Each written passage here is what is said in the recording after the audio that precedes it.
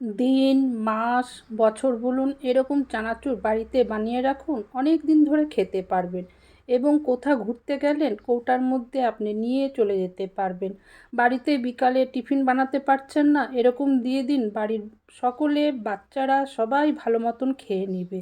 কিন্তু বেশি করে বানাতে হবে, এমন করে বানাবেন যে অনেক দিন যেন থাকে, কারণ এটা সবাই খেতে ভালোবাসে, নিমিষের মধ্যেই শেষ হয়ে যাবে। নমস্কার বন্ধুরা, আজ আমি নিয়ে চলে আসলাম ঘরে রাখা সামান্য উপকরণ দিয়ে মুখরোচক চানাচুর বানানো। আপনারা ভিডিওটি দেখুন স্কিপ না করে। এখানে আমি অড়হর ডাল, মটর এবং কাবলি চানা এবং ছোলার ডাল ভিজিয়ে রেখেছিলাম 2 ঘন্টা আগে, ভালো করে ধুয়ে রেখেছি। এদিকে কড়াই বসিয়ে দিয়েছি, এর মধ্যে আমি দিয়ে দিলাম কিছুটা কারি পাতা আর শুকনো লঙ্কা। এগুলো খুব ভালো করে লাল করে আমি ভেজে নিচ্ছি।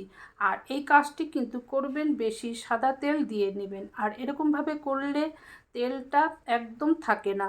আর দেখুন কি সুন্দর ভাজা আমার এটা হয়ে গেল। এখন আমি দিয়ে দিলাম সেই ডালগুলো, আর এই ডালগুলো গরম জলে কিন্তু ভিজিয়ে রাখবেন, সিদ্ধ কিন্তু করবেন না, তাহলে কিন্তু ভালো হবে না। এগুলো খুব ভালো মতো আমি ভেজে নিচ্ছি, আপনারা দেখতে থাকুন। যে সকল বন্ধুরা এখন পর্যন্ত লাইকটি দেননি, লাইকটা কিন্তু দিয়ে নিন ঝটপট করে। আপনাদের একটা লাইকে ভিডিও কিন্তু ভাইরাল এবং ভালো হয়। আর লাইক দিতে কোনো কষ্ট নেই, ভিডিওটা যখন ধৈর্য ধরে দেখছেন লাইকটা নিশ্চয়ই দিতে পারবেন। ভালো করে আমি ভেজে নিচ্ছি, আর লাল করে কিন্তু ভাজবেন, যেরকম আমি দেখিয়ে দিচ্ছি সেরকম, তাহলে কিন্তু খুব মুচমুচে হয়। এবার এই ভাজাটা নামিয়ে আমি পরের বার ভাজাটা বসিয়ে দিলাম। দোকানে একটা নমকিন বা চানাচুরের প্যাকেট খুব দাম নেয়, কিন্তু সেই দামে আপনি যদি বাড়িতে অনেকগুলো বানিয়ে নিন তাহলে আর ক্ষতি কী। আর বাচ্চারা তো সবসময় নমকিন জিনিস বা চানাচুর জিনিস খেতে চায়, ঘরে খাঁটি জিনিস বানিয়ে দিলে তারা তো খুশি হবে এবং ভালো মতো খেতে পারবে।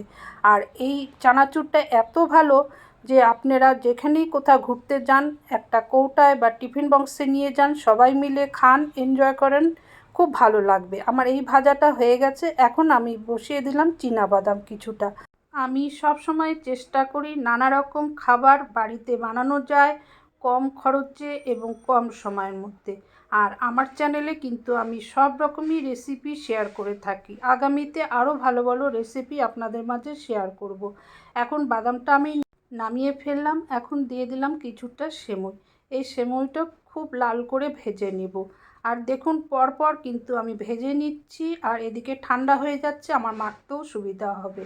কিন্তু একসাথে সব ভাজলে পরে খেতে কিন্তু ভালো হতো না বা মুচমুচে হতো না।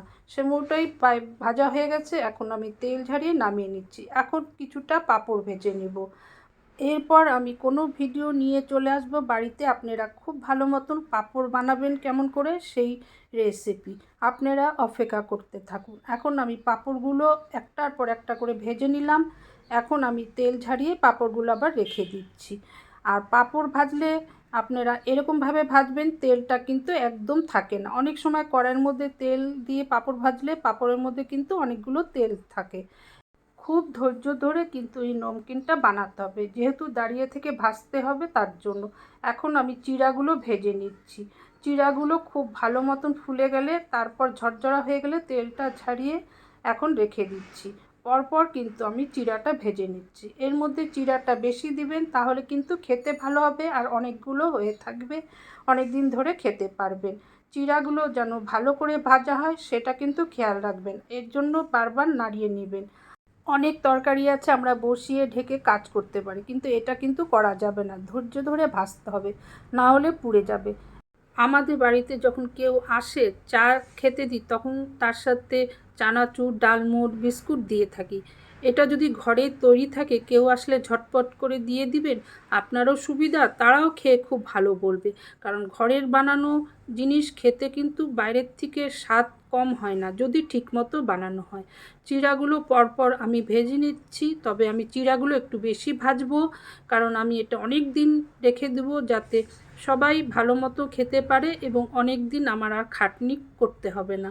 যত কম খরচে কম সময়ের মধ্যে কাজ করতে পারি সেই ব্যবস্থাই আমি করে থাকি সব সময়। আমার চ্যানেলে সকালের টিফিন, বিকালের টিফিন বা ভেজ নন ভেজ নিরামিষ বলুন বা আমিষ বলুন সব কিন্তু রান্না দিয়ে থাকি। এবারও এই রেসিপিটি দিলাম, আপনাদের নিশ্চয়ই পছন্দ হবে। আমার সব ভাজা হয়ে গেল। এখন আমি দিয়ে দিলাম 2 চামচ বিট লবণ, 1 চামচ গোলমরিচ পাউডার আর ভাজা মশলা মানে 5 ফোড়ন, তার মধ্যে শুকনো লঙ্কা, লবঙ্গ সব দিয়ে কাঠখোলা ভেজে রাখি, সেটা আমি দিয়ে দিলাম। 2 চামচ আমচুর পাউডার দিয়ে দিলাম, এতে আরও ভালো হবে চানাচুরটা খেতে। এর মধ্যে আমি কোনো লঙ্কা গুঁড়া মেশাবো না, যেহেতু আমি আগে শুকনো লঙ্কা ভেজে নিয়েছি, সেটাই আমি পিষে পিষে এর মধ্যে দিয়ে দেব। এখন হচ্ছে ভালো করে মিশানোর পালা, যাতে সবগুলো একসাথে ভালো করে মিশে যায়।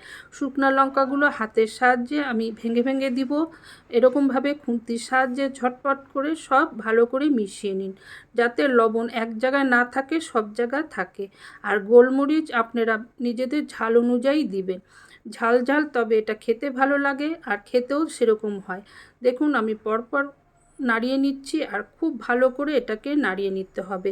আপনারা একটু ধৈর্য ধরে এই রেসিপিটি কিন্তু করবেন এবং বাড়ির সবাইকে খাইয়ে আপনি আনন্দ পাবেন এবং বাড়ির লোকেরাও আনন্দ পাবে। এখন আমি একটা থালায় নামিয়ে নিচ্ছি, ঠান্ডা হলে আমি একটা কৌটায় রেখে দেব। যে সকল নতুন বন্ধুরা ইউটিউব চ্যানেল থেকে আমার আজকে এই চানাচুর রেসিপিটি দেখছেন, যদি ভালো লেগে থাকে তাহলে চ্যানেলটি কিন্তু সাবস্ক্রাইব করে দিবেন, তার সাথে বেল বটন অন করে দিবেন, নোটিফিকেশন যাবে, আপনারা এসে নতুন নতুন রান্না দেখে শিখতে পারেন। আর খুব ভালো লাগলে শেয়ার করে দিবেন আপনাদের পরিচিত লোকের কাছে, আর কমেন্ট করতে কিন্তু ভুলবেন না। ফেসবুক পেজ থেকে যদি ভিডিওটি দেখে থাকেন তাহলে কিন্তু আপনারা আমার পেজটিকে ফলো করে দিবেন, আপনাদের আত্মীয় পরিবার মাঝে শেয়ার করে দিবেন, কমেন্ট করতে কিন্তু ভুলবেন না। আপনারা ভালো থাকুন, সুস্থ থাকুন এবং বাড়ির সবাইকে ভালো রাখুন। আমি ঠিক সময় আবার কোনো নতুন রান্না নিয়ে চলে আসব।